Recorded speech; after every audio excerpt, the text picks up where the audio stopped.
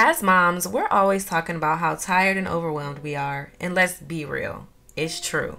But I've been learning that it's in those exact moments when we need to actually lean into God the most.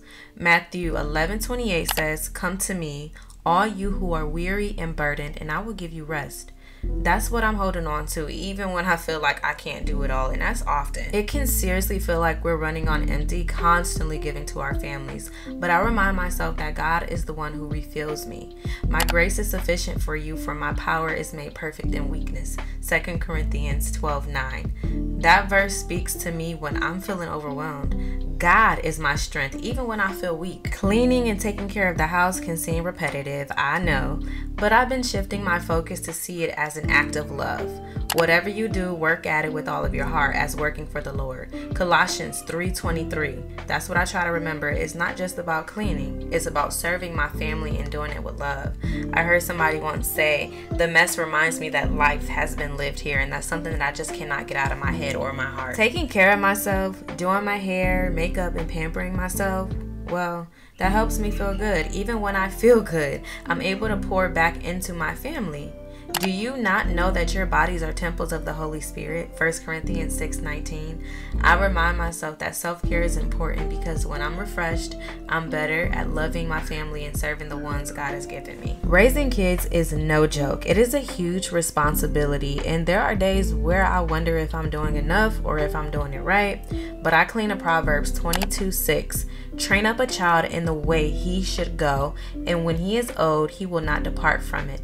I'm planting seeds of faith in their hearts every day, even in the little things, whether it's teaching them about God, spending time with them, or just nurturing them with love. I'm reminded that God is also nurturing me as I grow in my role as a mom and a Christian. To all the moms out there who are just worn out, I see you. I've been there and I'm there still, and I know how overwhelming it can feel when you're constantly giving and never seem to have enough time or energy for yourself. It's easy to start thinking, I just need a break. I need some time to myself.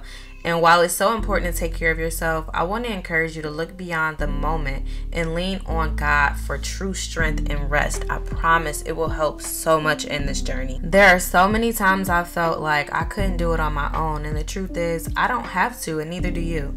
If you've never thought about turning to God in those moments, I want to remind you that His arms are always open. Matthew 11:28 says, "Come to me, all of you who are weary and burdened, and I will give you rest."